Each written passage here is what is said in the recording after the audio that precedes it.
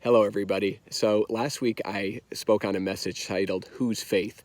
And it was basically about whose faith do we live by? Is it by our own faith or is it by the faith of the Son of God? And so I wanted to add a few things to that. So this is going to be Whose Faith Part 2.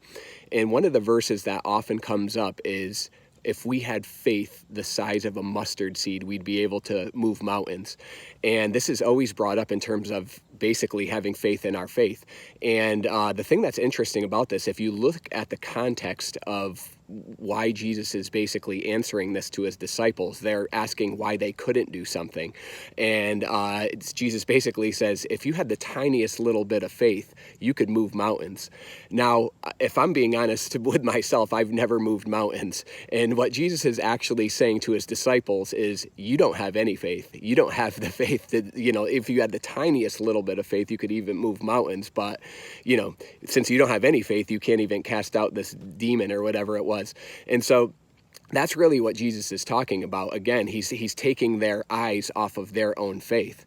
And, God is always the starting point for our faith. It says that in Romans chapter 1 that I am not ashamed of the gospel of Christ, Paul says, because in it, the righteousness of God is revealed from faith to faith.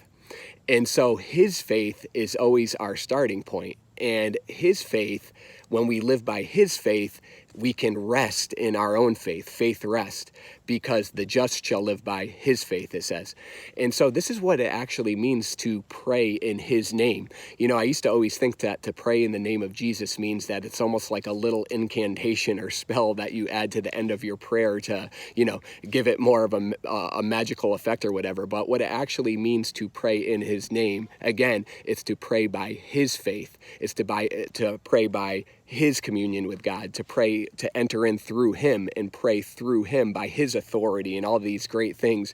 And that's what it means to pray in his name. And so again, this has just become such a life of rest. And that's what faith actually is. It's resting in the one that does have faith. And we're able to rest, as Peter Hyatt says, we're able to rest and we're able to enter his rest because his rest has entered into us. And the last thing I wanted to mention, man, is when you think about what it means that his rest has entered us, this can really be applied to anything, especially the gifts of God, and all the gifts that sometimes we spend so much time trying to get and trying to manipulate God in order for him to send them down to heaven. It says that in Ephesians chapter 4, that when he ascended on high and led captivity captive, he gave gifts to man. And it sounds like something is being given down from heaven. And again, whenever we experience that distance, we often have to do something to try to close the distance. We often have to try to have enough faith or whatever it is in order to close some type of distance from heaven. But if you actually look at that verse, it's taken from Psalm 68. And in Psalm 68 in the Old Testament, it said that he ascended on high and he led captivity captive and he received gifts among men.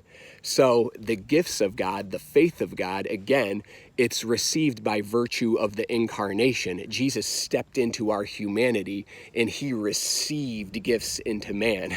So he's already received everything, all of your gifts, all of your callings, all of the phenomenal things that you're able to do. He's already received them into you, into our humanity by virtue of the incarnation. So again, we can just rest in his faith. We can rest because his rest has already entered us. God bless.